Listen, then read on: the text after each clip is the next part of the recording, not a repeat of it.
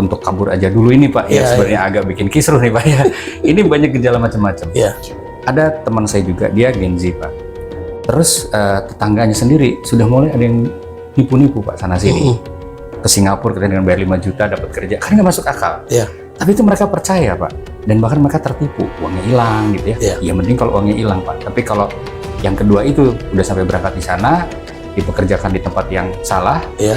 Katanya juga saya dengar ada lagi yang sampai terkait masalah jual beli organ segala macam. Jangan kemudian menjadi celah ketika pemerintah yang sudah tahu job ordernya itu diumpetin, kan gitu ya? Iya. Artinya pencegahan itu mulai dari pemerintah dong, yang proaktif jemput bola bahwa job order itu transparan aja, sehingga pemerintah bisa mencegah adanya permainan mafia perdagangan orang. Berarti itu ada juga kerjasama antara orang kita dengan di sana juga ya Pak ya? Jelas. Hai, jumpa lagi dengan saya Ruli Rahadian di Spill the Beans, sebuah program yang akan mengangkat kisah-kisah menarik dari berbagai fenomena yang pernah terjadi selama ini. Tentunya kisah-kisah menarik ini akan menjadi sangat berharga bagi kita semua dalam menghadapi berbagai kisah kehidupan.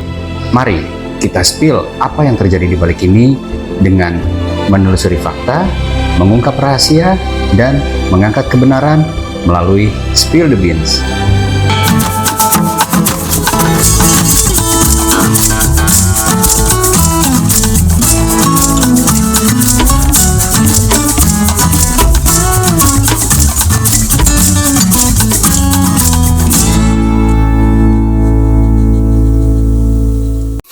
Pak Roni Sompi ya Pak ya? Ya betul ya Pak ya? Pak Ruli, ya. Saya panggil Pak Roni apa Pak Sompi nih Pak? Roni aja. Pak Roni ya? Oke. Pak, saya tuh terakhir inget banget Pak Roni itu dulu Dirjen Imigrasi ya Pak ya? Betul. Banyak lah yang saya inget ya tentang Pak, dan positif gitu Pak. Nah, sekarang ini gini Pak, belakangan ini kan kita mungkin diramaikan dengan hashtag kabur aja dulu. Ada beda-beda persepsi kan Pak ya? Betul. Ada yang memandangnya negatif, ada yang memandangnya positif. Tapi kalau menurut Pak Roni sendiri, sebenarnya fenomena hashtag kabur aja dulu itu latar belakangnya gimana Pak? Ya, mungkin saja hashtag kabur aja dulu itu berkaitan dengan ada juga hashtag Indonesia gelap ya. Mungkin situasi untuk pekerjaan itu agak sulit bagi generasi milenial dan juga generasi Z yang sekarang ini ya, sehingga ada beberapa di antara mereka juga pendahulunya yang sudah berhasil ketika bekerja mencari peluang lah di luar negeri. Dengan keberhasilan itu kemudian ada ajakan-ajakan udah bekerja di luar negeri dan beberapa pengalaman yang bisa kita ambil dari beberapa tokoh juga yang pernah berjuang di luar negeri, kembalinya bahkan mereka membawa devisa untuk negara kita kan. Dan mereka buka juga pekerjaan, peluang bekerja bagi banyak orang, dan itu memberikan manfaat. Nah, mungkin saja pengalaman inilah yang kemudian udah kabur aja dulu, nanti kan balik lagi. Jadi kita melihatnya secara positif harusnya. Tapi gini Pak, kalau saya perhatikan ya Pak ya, kan memang generasi sekarang ini terutama Gen Z ya Pak ya, mereka itu kan sangat tergantung kepada digital. Betul. Jadi sangat mudah gitu mempengaruhi mereka ya melalui digital itu Pak. Karena saya perhatikan ada beberapa platform digital yang dipakai oleh Gen Z terutama ya. Itu ajakan kabur aja dulu itu sangat luar biasa. Bahkan saya lihat di satu platform itu pengikutnya sampai 50 juta Pak yang berminat. Kan banyak sekali ya Pak ya. Banyak sekali. Tapi begini Pak, yang saya terima di situ, yang saya perhatikan, persepsinya malah negatif. Artinya gini Pak, memang gini, mungkin berbeda dengan generasi saya misalnya ya. Waktu dulu kan terjadi krismon ya Pak. Nah, kita lihat di situ mereka bukan lari tapi mereka survive. Untuk survive ya. Untuk survive gitu kan, untuk menyikapi kondisi yang pada saat itu saya bilang nggak terlalu berbeda ya Pak ya dengan sekarang. Nah, itu pun juga kalau saya lihat gejalanya hampir sama, latar belakangnya politik Pak ya. Nah, tapi di generasi sekarang ini isinya kok kabur gitu loh Pak. Nah, ini kan artinya membuat persepsi orang itu ketakutan ya. Dan satu lagi Pak, kalau kita lihat di beberapa negara seperti Jepang misalnya, itu kan mayoritas orang tua dan mereka butuh. Bahkan saya dengar Jepang itu butuh 15 juta tenaga muda. Tenaga muda untuk pelayanan kesehatan, ya. Nah, para lansia. Iya. Nah, tapi gini Pak, saya di sini justru ingin bertanya sama Pak Roni Pak ya, karena saya tahu latar belakang Pak Roni mumpuni lah di bidang ini. Karena ketika warga kita keluar, siapa yang melindungi? Kemudian payung hukumnya apa Pak, supaya mereka itu safe gitu untuk di sana. Betul. Jadi pertama saya menanggapi dulu yang hashtag tadi ya. Kenapa kabur aja dulu? Nah, biasanya kalau media sosial yang menarik itu yang negatif. Cepat viral ya Pak ya? Sampai ada kan istilahnya, kalau good news is no news, tapi bad news is news. Nah, itu yang saya lihat bagaimana daya tarik di media sosial itu biasanya negatif. Betul. Seolah-olah mengindikasikan menyerang pemerintah, menyerang kebijakan pemerintah. Tapi sebenarnya pemerintah bisa melihatnya secara positif, sehingga pemerintah melihat bagaimana caranya memberikan perlindungan bagi yang mau kabur aja ini dalam rangka survive. Tujuannya untuk survive, sehingga apa yang sudah selama ini juga terlaksana. Karena kan kalau berangkat ke luar negeri untuk kerja, berarti dia menjadi pekerja migran Indonesia di luar negeri. PMI ya Pak ya? Ya, PMI. Sementara PMI sendiri sudah ada undang-undang yang dibuat oleh pemerintah tahun 2017, yaitu Undang-Undang Nomor 18 tahun 2017 tentang perlindungan pekerja migran Indonesia. Hanya saja kalau di undang-undang itu menunjuk Menteri Tenaga Kerja dan juga Kepala BP2MI yang sekarang sudah berubah menjadi Kementerian P2MI. Nah, ini yang mungkin undang-undang itu perlu direvisi sedikit tentang beberapa nomenklatur ya. Tapi pelaksanaan pemberian perlindungan bagi pekerja migran Indonesia itu akan keluar negeri dengan 3 tahapan. Perlindungan pada saat mereka direkrut, disiapkan untuk berangkat, perlindungan selama mereka bekerja di luar negeri, dan perlindungan ketika mereka kembali. Nah, ketiga pola perlindungan ini sebenarnya merupakan upaya pencegahan agar tidak terjadi. Nah, ini ada yang menunggang biasanya, yaitu mafia perdagangan orang. Yang lebih suka mereka kalau PMI ini, pekerja migran Indonesia ini, berangkat secara non prosedur. Kenapa saya katakan non prosedur? Mereka pasti punya paspor, tapi karena ketidaktahuannya mereka berangkat saja tanpa visa untuk bekerja. Visa untuk bekerjanya ya? Iya, harusnya kan ada. Kalau punya visa untuk bekerja dari negara tujuan untuk bekerja, maka mereka bargaining positionnya dengan pemberi kerja itu kan sejajar. Apalagi ketika mereka sampai ke tempat tujuan, di negara tujuan, mereka ketemu dan membuat surat kontrak kerja.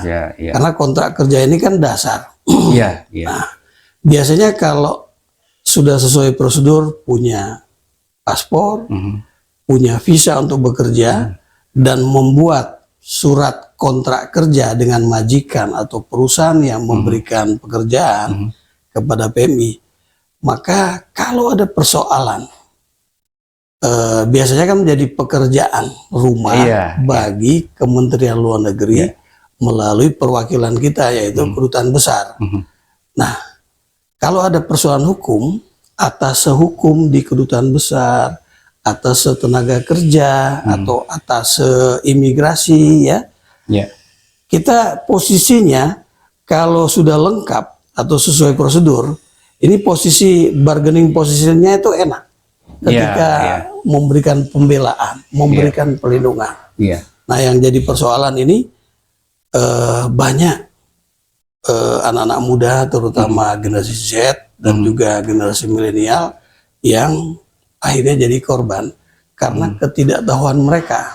Jadi itu benar ya Pak, memang ada korban itu betul? Banyak. Misalnya di belakangan ini ada 17 orang asal Sulawesi Utara. Kebetulan saya dari Sulawesi Utara. Jadi banyak menerima informasi dan keluhan. Mereka ya ditipu untuk berangkat kerja ke negara ASEAN juga, Kamboja. Ternyata mereka bekerja tidak sesuai dengan iming-imingnya. Memang gaji besar, tapi pekerjaan yang diberikan kepada mereka itu menipu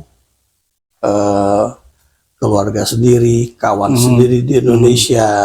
Merekrut lagi ya Pak ya? Merekrut lagi, ataupun kan dulu ada seperti pinjol-pinjol ya. Judi online itu ya Pak? Judi online juga. Kalau mereka bekerja ke tempat kawasan judi, katakanlah seperti Las Vegas lah, atau Genting Island di Malaysia, atau di Sentosa Island di Singapura, saya kira itu nggak ada masalah. Memang udah jelas itu ya? Iya. Tapi kalau judi online ini, persoalannya harus mencari yang akan jadi korbannya judi online. Nah, ketika mereka tidak sanggup untuk mencari, nah di sini mulai ada kekerasan fisik dan sebagainya. Nah, ini menarik Pak. Jadi gini, saya melihat sebetulnya apa yang Pak Roni lakukan itu kan prosedurnya polisi ya Pak ya. Itu kan pasti ada di situ kan, memantau indikasi ke arah sana. Nah, cuman begini Pak, mungkin masyarakat juga perlu di-spill Pak. Betul nggak sih terjadi hal-hal seperti itu? Kan kita sering dengar cerita-cerita yang menyeramkan gitu di luar. Ada yang sampai diruda paksa ya Pak ya, kemudian ada dilecehkan, dibunuh bahkan ya. Kemudian ada juga yang dimanfaatkan untuk pekerjaan yang nggak sesuai dengan apa yang diharapkan. Nah, ini kita kan selalu dengar cerita Pak. Tapi pada kenyataannya kan Pak Roni itu kan pernah tahu di dalam. Ini bukan menakut-nakuti ya Pak, tapi kan orang tua juga di sini. Saya mewakili orang tua lah, orang tua yang punya anak pengen sama juga saya di luar ya Pak. Nah, artinya gini, kita memberi gambaran sedikit Pak. Kira-kira gimana sih kejadian itu? Apakah benar terjadi seperti itu? Nah, kemudian hal yang harus dipahami para orang tua itu, apa harus yang mereka pegang ketika anaknya pergi keluar gitu. Itu sih Pak. Ya, pertama, kalau soal kejadian, kita bisa browsing di Google ya. Berbagai kejadian yang dialami oleh pekerja migran Indonesia yang bermasalah. Dan itu Kementerian Luar Negeri melalui kedutaan besar kita yang ada di negara sahabat, itu punya datanya lengkap. Bahkan Kementerian Luar Negeri melalui Direktorat Pelindungan Warga Negara Indonesia itu ya kewalahan.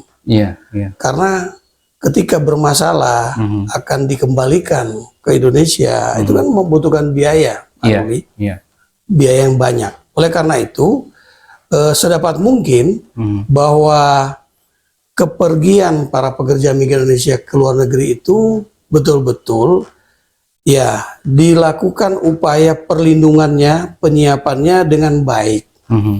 Jadi bukan isapan jempol belaka bahwa gangguan di luar negeri itu ya tidak jauh berbeda dengan di Indonesia. Kejadian beberapa pekerja di perusahaan dianiaya, pekerja di rumah juga mendapatkan penganiayaan atau perlakuan yang kasar dan sebagainya oleh majikannya. Itu tidak ada bedanya sebenarnya dengan di luar negeri. Tapi yang paling penting adalah bahwa kepergian mereka itu betul-betul legal. Betul-betul disiapkan administrasinya, betul-betul disiapkan sikap mentalnya. Kemudian ini ada pengalaman juga, Pak Rudi. Saya pernah ngobrol dengan pekerja migran Indonesia di Hong Kong. Dia punya pengalaman. Pekerja migran asal Filipina pernah dilakukan mengalami pelecehan seksual dari majikannya. Rupanya dari pemerintah Filipina itu mereka menyiapkan sikap mental yang harus dilatihkan kepada para pekerja migrannya yang akan berangkat ke luar negeri. Nah itu bagaimana menghadapi majikan. Antisipatif jadi ya. Antisipasinya ada. Iya, iya. Jadi dia biar tidak kaget, oh majikan yang seperti ini harus dihadapi dengan cara seperti apa. Iya. Misalnya dengan kata-kata yang tidak kasar, meluluhkan rasa empati, sehingga dia kasihan, Iya, iya. kemudian niat jahatnya tidak jadi. Nggak jadi ya. Nah, yang seperti ini pernah nggak dilatih di SMK? Karena yang berangkat ke luar negeri bukan tidak mungkin Iya, lulusan-lulusan SMK atau lulusan politeknik, kan gitu Pak, Iya. yang siap bekerja di luar negeri. Nah ini perlu. Artinya guru-guru di SMK juga perlu belajar tentang bagaimana menyiapkan anak didiknya ini siap bekerja bukan Iya. hanya di Indonesia, betul. tapi berangkat juga ke luar negeri, terutama yang diberikan kemampuan bahasa sesuai dengan negara yang akan dituju, Iya, katakanlah. ya. Nah, budaya masyarakat di sana Iya. bagaimana? Betul. Ini kan perlu. Iya. Artinya kita berangkat ke negeri orang, kita harus tahu budayanya. Bagaimana ya, nggak usah jauh-jauh lah di Indonesia, di Jawa saja. Antara orang Pekalongan, Tegal dengan orang Surakarta, Jogja kan beda, Beda, bahasa iya. Jawanya kan. Iya, betul. Nah, demikian juga di sana. Penggunaan bahasa yang cara mengucapkannya dan sebagainya, cara menghadapi majikan, Iya. cara menghadapi pemilik perusahaan, ini kan perlu ya. perlu juga. Nah, saya kira justru banyak negara-negara terutama Timur Tengah, Iya, iya. juga di negara Asia Timur ini yang senang dengan pekerja migran Indonesia karena ramah. Iya, iya. Tapi mereka tidak harus tidak hanya ramah saja, tapi harus tahu bagaimana menghadapi sikap perilaku jahat atau yang tidak diharapkan dari majikannya atau perusahaan di mana dia bekerja. Iya. Yang mungkin ini penting nih Pak ya, Iya. karena nggak semua orang tahu. Kalau yang terlatih mungkin tahu ya Pak ya, melihat ini gejalanya nih orang mau nipu kita gitu ya. Betul. Dalam konteks tenaga kerjaan Iya. Pak, itu biasanya mereka menggunakan modus apa Pak? Dan sindikasi mereka itu seperti apa sih di luar itu?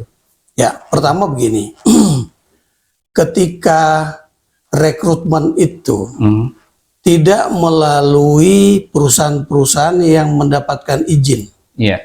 dari Kementerian Tenaga Kerja maupun Kementerian P2MI, yaitu surat izin perekrutan, surat izin penempatan. Iya. Ya seperti beginilah, masyarakat kalau didatangi oleh petugas aparat penegak hukum, kan dia tanya, ada surat perintah enggak? Oh iya. Nah gitu. Iya. Nah ini juga sama, walaupun adik-adik kita ini butuh, tapi tanya, loh perusahaannya ini resmi nggak? Punya nggak surat izin dari Kemenaker? Punya nggak surat izin dari Kementerian P2MI? Iya, Ya. iya. Nah Kementerian P2MI juga karena singkatan jadi Kementerian Perlindungan Pekerja Migran Indonesia. Ini kan harus paham mereka. Ya. Nah, dari situ saja mereka kan sudah, oh ini mereka sudah mulai tahu ini ya. Nah, jadi dari situ dan informasi yang mereka berikan tentang pekerjaan. Apakah pekerjaan ini, job order ini sudah sepengetahuan pemerintah? Kan gitu. Iya. Ya, dari mana mereka bisa pastikan bahwa pemerintah sudah tahu? Kan gitu. Iya, Ya, iya. karena perusahaan juga kan ingin Betul. untuk berkompetisi mendapatkan sebanyak-banyaknya calon pekerja migran Indonesia. Iya. Nah, ini jangan kemudian menjadi celah ketika pemerintah yang sudah tahu job ordernya itu diumpetin. Kan gitu ya? Iya, iya. Ya, artinya pencegahan itu mulai dari pemerintah dong. Iya. Yang proaktif, jemput bola, bahwa job order itu transparan aja. Kalau ada transparansi, persaingan itu kan lebih adil ya. Iya, iya. Dibandingkan dengan kalau tertutup ya Pak ya. Tertutup, iya, hanya diberikan kepada perusahaan tertentu. Nah ini bisa terjadi penyimpangan-penyimpangan Pak Ruli. Jadi informasi tentang kesempatan bekerja ini memang harus juga dipegang oleh pemerintah, sehingga pemerintah bisa mencegah adanya permainan mafia perdagangan orang. Berarti itu ada juga kerjasama antara orang kita dengan di sana juga ya Pak ya? Jelas. Untuk mafianya itu Ya, sendiri gitu ya? mafia ini kan mafia internasional, dia tidak berdiri sendiri. Kalau kita belajar tentang perdagangan orang, itu seluruh dunia itu dia punya geng-gengnya itu, dan tergantung jenis pekerjaan juga. Selain mafia internasional, juga ada mafia di nasional kita. Karena perdagangan orang tidak hanya terjadi lintas negara, transnasional ya, tapi juga terjadi di dalam negeri. Di dalam negeri sendiri ya. Ya, sesuai dengan Undang-Undang Nomor 21 Tahun 2007 tentang perdagangan orang. Pemberantasan perdagangan orang itu memang tidak hanya yang melintas ke luar negeri, juga kalau orang asing yang diperdagangkan juga ke Indonesia juga itu juga diperlakukan, dan juga bagi pekerja-pekerja di Indonesia saja. Nah ini gini Pak, kalau kita lihat ya di situ kan ada perdagangan manusia ya Pak ya. Berarti ini kalau kita melihat dari sudut pandang bisnis, ini bisa menguntungkan berarti Pak buat mereka ya. Nah ini biasanya mereka bermain komoditasnya ini dari sisi mana nih Pak? Dengan nanti dia menjual tenaga kerjanya lagi ke pihak perusahaan atau apa? Ini kan mereka mencari orang. Nah mereka mengambil untungnya ini di mana Pak? Dari sisi bisnisnya sendiri? Kadangkala begini, perusahaan yang ingin mendapatkan pekerja, mereka membuat paket. Satu orang sekian dolar. Nah, seharusnya paket itu sudah termasuk untuk melatihnya, untuk biaya perjalanan, untuk administrasinya, ya, kemudian termasuk untuk bagaimana mereka menyiapkan surat perjanjian kerja. Seharusnya. Nah, tapi kan perusahaan-perusahaan itu kan dia mau untung lebih. Bagaimana cara untungnya? Dia bermain, bisa bekerja, dia nggak buat, kan sudah kosnya udah hilang tuh di situ. Udah hilang toh. Tapi kan kerugian bagi calon pekerja ini, yang tidak tahu nanti visa bekerjanya ada kok di, katakanlah misalnya yang berangkat ke sebuah negara, oh nanti diberikan di negara A katakanlah, itu jangan percaya. Itu namanya ilegal dan tidak prosedur. Nah yang seperti ini incaran dari mafia. Pertama, kelemahannya sudah ada toh, dia sudah dapat untung. Kedua, dia bermain bisa dengan otoritas dari negara tujuan, paling bisa kunjungan kan 3 bulan paling lama. Setelah 3 bulan ditangkap. Setelah ditangkap, nego lagi. Kamu mau kerja lagi? Nah, dari sanalah persoalan-persoalan langsung jadi ATM ya? Jadi ATM. Nah, ini kan harus diantisipasi oleh calon pekerja migran Indonesia dengan cara yang seperti tadi. Mulai dari perusahaan yang merekrut itu, izinnya dari mana. Jangan hanya percaya, oh iya, nanti langsung di sana. Apalagi sudah ada saudara yang bekerja di sana, atau sudah ada kawan. Kan harus ada sponsor ya Pak ya, untuk mendorong mereka kan? Sponsor. Nah, sponsor itu seyogyanya dia dicek legal atau ilegal. Nah, kalau ilegal ada persoalan. Ada persoalan. Nah, bagaimana? Kenapa sih mereka ada yang ilegal?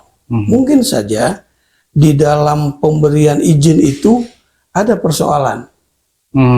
Ya, apakah Kementerian Tenaga Kerja, Kementerian P2MI ada permainan-permainan oknum yang mempersulit pemberian izin bagi P3MI atau perusahaan penempatan pekerja migran Indonesia yang akan memberangkatkan mereka ke luar negeri, mulai dari rekrutmennya.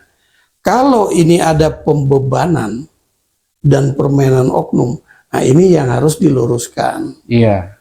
Jadi selain informasi yang harusnya transparan, nah kemudahan bagi perusahaan P3MI ini juga harus diperhatikan. Nah, ini tentu dari pengawasan, dan Kementerian P2MI kan ada Inspektorat Jenderal yang mengawasi, bagaimana mereka melakukan pembimbingan bagi perusahaan-perusahaan yang merekrut, sesuai dengan undang-undang. Begitu, Pak Dr. Rum. Gini Pak, saya justru dapat jawaban ini senang sekali ya Pak ya. Kalau negara ini seperti itu gitu Pak. Tapi kan kenyataannya belum optimal. Tapi pasti ada prosedur, itu kan pasti dilakukan ya Pak ya. Hanya betul masalah sosialisasi tadi Pak. Kemudian kan masalah diksi untuk kabur aja dulu ini Pak ya, sebenarnya agak bikin kisruh nih Pak ya. Ini banyak gejala macam-macam. Ada teman saya juga, dia Gen Z Pak. Terus tetangganya sendiri sudah mulai ada yang nipu-nipu Pak sana sini. Ke Singapura kita dengan bayar 5 juta dapat kerja. Kan nggak masuk akal. Tapi itu mereka percaya Pak. Dan bahkan mereka tertipu, uangnya hilang gitu ya. Ya mending kalau uangnya hilang Pak. Tapi kalau yang kedua itu udah sampai berangkat di sana, dipekerjakan di tempat yang salah. Katanya juga saya dengar ada lagi yang sampai terkait masalah jual beli organ segala macam. Saya nggak tahu ya apakah sampai terjadi ya Pak ya. Tapi kan itu bukan yang nggak mungkin kalau ini dibiarkan liar begitu aja ya Pak ya. Nah, cuman begini Pak. Kalau saya lihat sebetulnya infrastruktur di kita ini sudah cukup baik ya Pak ya. Toh di daerah-daerah pun tingkat kota kabupaten sendiri banyak BLK gitu. Nah, kenapa nggak itu dikoordinasikan dengan negara yang berminat misalnya? Karena saya juga ada informasi Pak dari salah seorang, bisa dibilang beliau itu dulu salah seorang pejabat negara yang sekarang aktif di masalah tenaga kerja. Nah, beliau ini punya akses ke 35 negara yang membutuhkan tenaga kerja. Nah, justru saya lihat di sini sebenarnya demandnya tinggi. Apalagi menurut informasi nih Pak, katanya orang Indonesia itu orang-orang yang baik-baik dan ramah. Jadi mereka cocok untuk ditempatkan di tempat-tempat yang masuk ke dalam area pekerjaan hospitality ya Pak ya. Seperti di hotel, restoran gitu. Nah, hanya masalahnya memang terus terang kalau kita bandingkan dengan negara tetangga yang paling dekat aja, Filipina misalnya ya, yang banyak mengirim tenaga kerjanya itu kualitasnya jauh ya Pak ya. Terutama bahasa Inggris gitu ya. Nah, ini kan jauh ini Pak gitu. Nah, apa mungkin Pak di Indonesia ini sebetulnya sekarang dengan kondisi yang sudah begini, kita tidak bisa menolak ya Pak ya, ketika anak-anak muda ini pengen keluar negeri, mereka menimba pengalaman gitu, bagus ya. Perkara nanti dia tidak balik lagi itu soal kedua.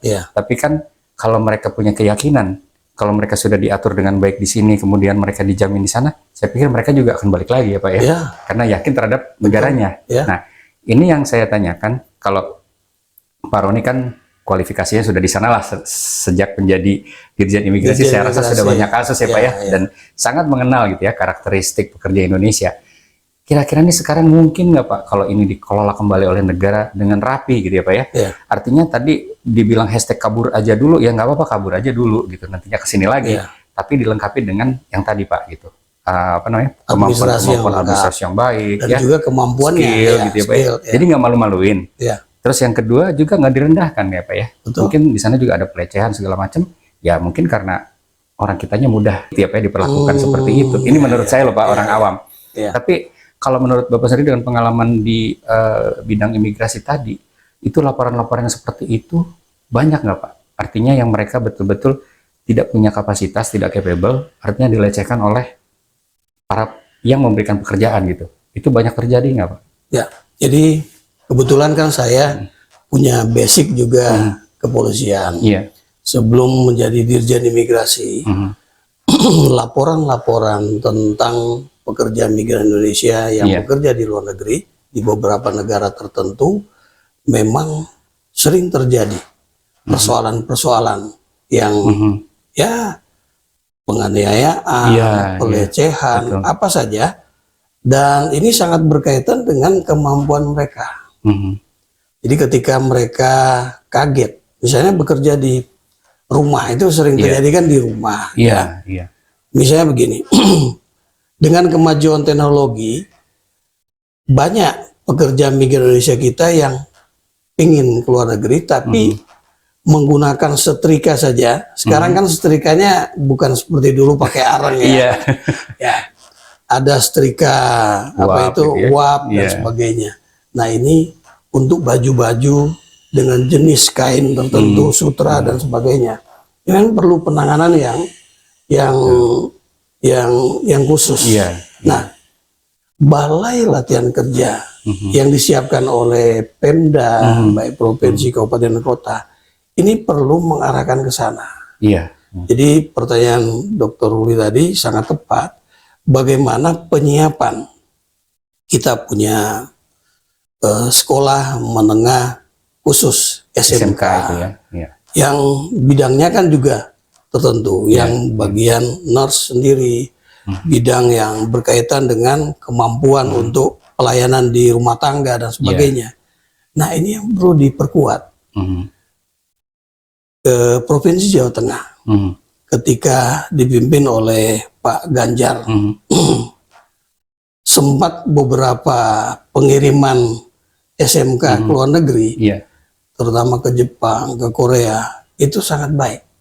Jadi feedbacknya mereka mengabarkan dengan bangganya melalui medsosnya, saya bekerja di sini enak, nyaman, karena kemampuannya termasuk bahasanya itu disiapkan oleh SMK unggulan.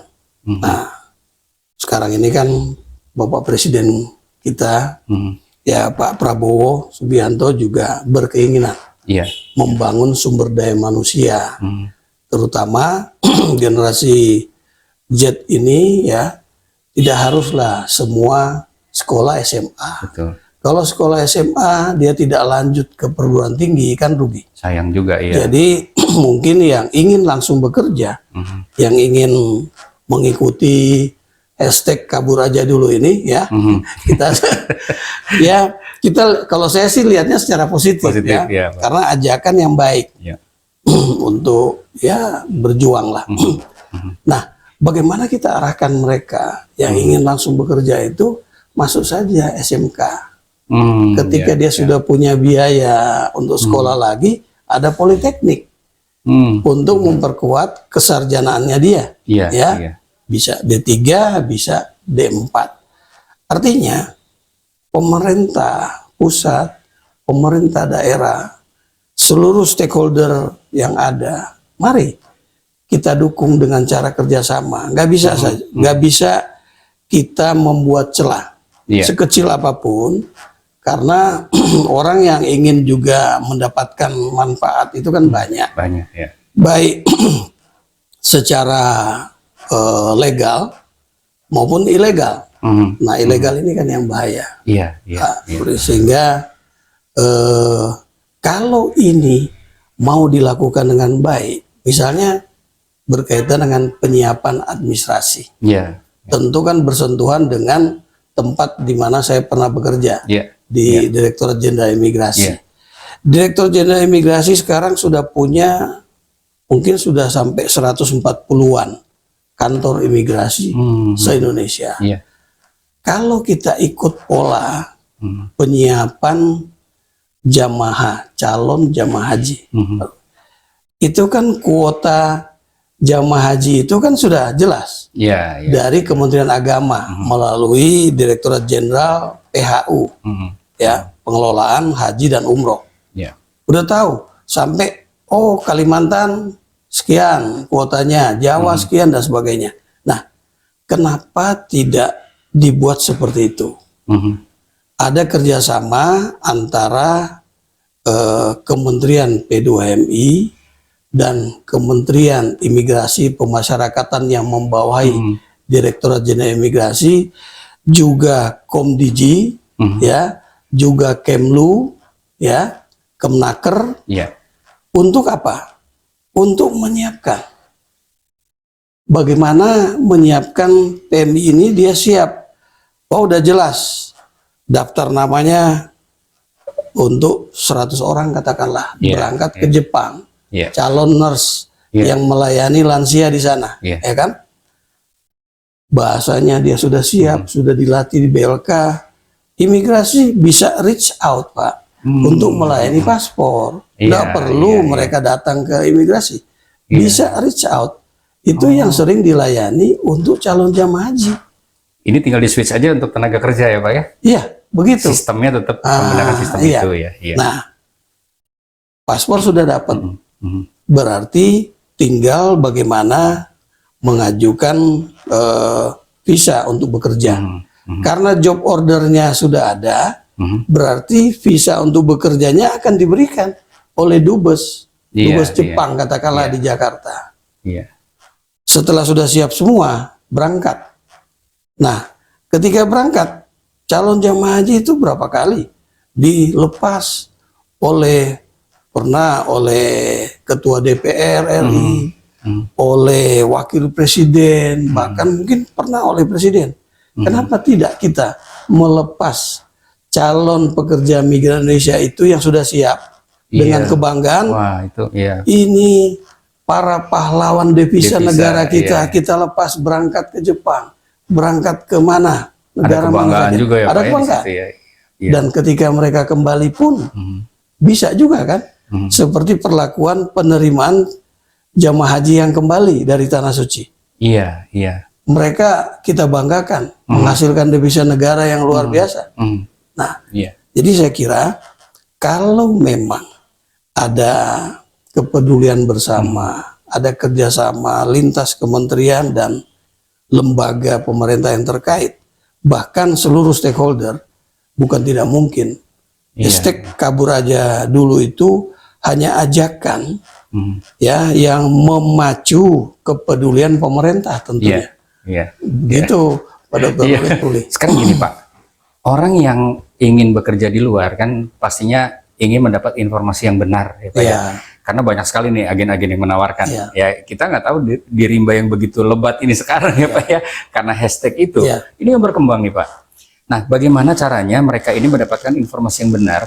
Harus kemana dulu pertama Pak untuk ke pemerintah? Dia harus menghadap kemana? Kemudian mencari informasi di mana dan apa aja prosedur yang harus dilakukan supaya meskipun ini mungkin agen ini benar, tapi dia nggak ngerti. Ini ada agen yang nggak benar, dia ikutin gitu. Nah, supaya nggak tersesat, gimana sih Pak langkah pertama yang dilakukan untuk orang yang ingin cari kerja? Tentu pertama mereka mencari informasi ke Kementerian P2MI ya, karena Kementerian P2MI sekarang yang punya tugas, punya kompetensi untuk menyiapkan pekerja migran Indonesia. Nah, apakah Dinas Tenaga Kerja di provinsi, kabupaten, dan kota itu juga sudah dibagikan informasinya oleh Kementerian P2MI tentang kesempatan bekerja dan bagaimana kalau mau bekerja di luar negeri, prosedurnya. Kalau ada ya pembagian tugas itu atau pendelegasian kewenangan memberikan informasi. Nah, saya kira ini yang akan memudahkan para calon pekerja migran Indonesia yang memang masih awam. Mereka hanya semangat yang ada dan dia mungkin sudah punya kemampuan juga, tapi informasinya yang tidak jelas. Dia mau tanya ke siapa. Nah, yang berikut, bagaimana Kementerian P2MI juga berbagi kepada Kementerian Komdigi. Kan ini Kementerian Komdigi ini juga punya jaringan media, medsos untuk membagikan. Jadi tidak perlu masyarakat yang bertanya karena informasi itu tersajikan. Nah, ini yang harusnya dilakukan oleh pemerintah kita. Jadi jangan membiarkan calon pekerja migran Indonesia ini kemudian tergelorakan oleh hashtag kabur aja dulu ini, kemudian ternyata hashtag kabur aja dulu ini dilihat oleh mafia perdagangan orang ini, mereka akan memanfaatkan ketidaktahuan, keawaman para calon pekerja migran Indonesia ini kalau pemerintah tidak jemput bola, tidak proaktif, tidak menyajikan informasi kepada masyarakat secara luas. Jadi nggak perlu khawatir dengan hashtag kabur aja dulu. Nah, ini kalau balik lagi ke kabur aja dulu ya Pak ya. Ini kan ramai juga beredar bahwa kita nih akan mengalami brain drain ya Pak ya. Kayak tahun-tahun dulu lah waktu ketika Indo Belanda disuruh pulang ke sana. Padahal mereka sendiri kan sebetulnya merasa sudah di Indonesia gitu ya, bangsa Indonesia. Tapi karena mereka dianggap Belanda, mereka akhirnya suruh balik ke sana. Dan mereka ini orang-orang pinter Pak. Ini terjadi juga bukan hanya tenaga kerja biasa ya Pak ya, yang di pabrik, yang di rumah domestik gitu. Tapi mereka yang kerja di perusahaan-perusahaan besar. Ini kan anak-anak pintar semua. Betul. Ini mereka kabur semua Pak. Gimana kira-kira nih Pak? Jadi terjadi brain drain nggak nih Pak kita sekarang? Kalau brain drain, itu saya kira di semua negara bisa terjadi. Seperti sekarang ini kemajuan China kan melesat ya.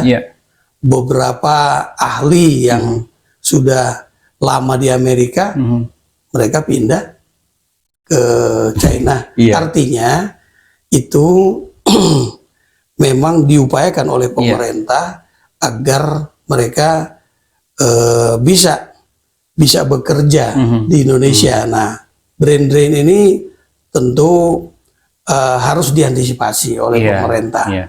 Tapi ketika mereka sementara ini karena mungkin ada pengurangan jumlah tenaga kerja, termasuk juga yang memang kualifikasinya high yang memang posisi-posisi tinggi, punya keahlian tertentu. Nah, ini sembari kita perkuat pembangunan teknologi di Indonesia, pembangunan di semua aspek kemungkinan mereka akan balik. Orang nggak tahan di luar negeri.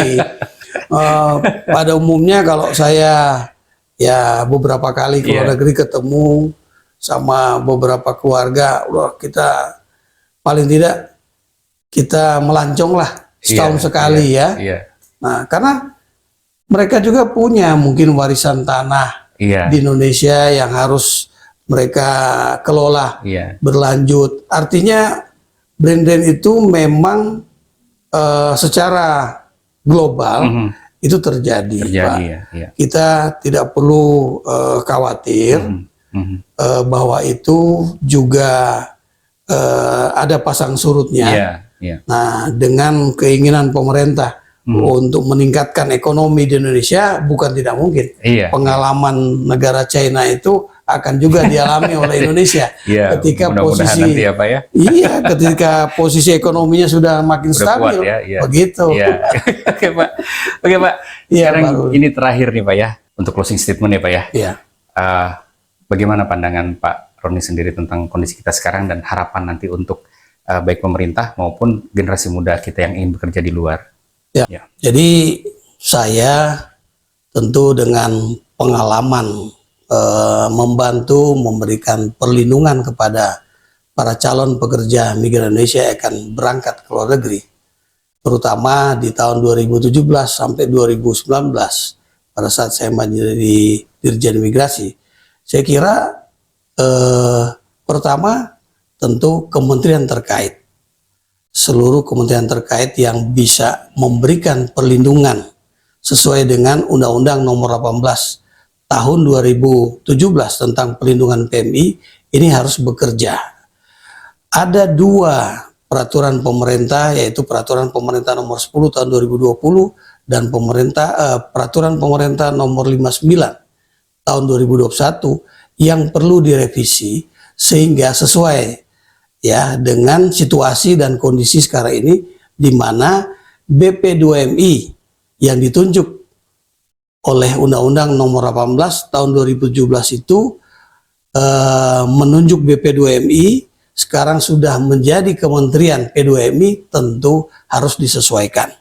Nah, melibatkan Kementerian Komdiji untuk memberikan informasi atas masukan-masukan yang diperoleh dari kementerian yang memiliki kompetensi tentang pekerjaan di luar negeri ini, tentu akan banyak melibatkan kerjasama media mainstream maupun media sosial sampai ke provinsi, kabupaten, dan kota.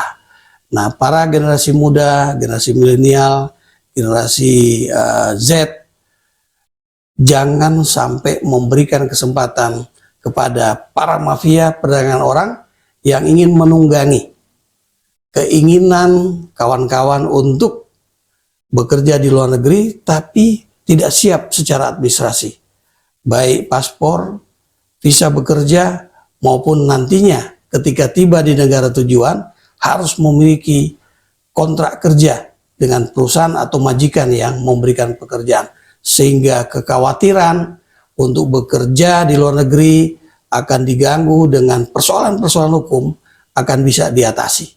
Demikian. Ya, terima kasih banyak Pak, luar biasa ini masukannya. Luar biasa pertemuan kita ini ya. Iya, terima kasih ya Pak. Makasih. Baik, barusan tadi kita dengarkan banyak sekali masukan-masukan dari Bapak Roni Sompi yang sebelumnya kita kenal beliau adalah Dirjen Imigrasi dan banyak sekali prestasi yang beliau buat pada saat beliau menjabat. Tapi esensinya adalah dalam Spill the Beans ini adalah beliau banyak men-spill hal-hal yang banyak kita belum ketahui. Dan ternyata bekerja di luar negeri itu tidak sesulit yang kita bayangkan jika kita mengikuti prosedur yang benar. Dan satu hal yang paling penting, agar generasi kita terhindar dari pemanfaatan pihak-pihak yang tidak bertanggung jawab, khususnya mafia perdagangan manusia. Nah, untuk itu ke depan, kita berharap pemerintah akan lebih baik lagi dalam menangani anak-anak muda yang ingin bekerja di luar negeri dan membuat sistem yang lebih teratur dan lebih rapi lagi untuk masa depan, sehingga mereka akan kembali ke negara dan bangsanya sendiri dengan rasa bangga dan memberikan kontribusi yang besar bagi bangsa ini. Saya Rudi Rahadian, sampai bertemu di Spill the Beans berikutnya.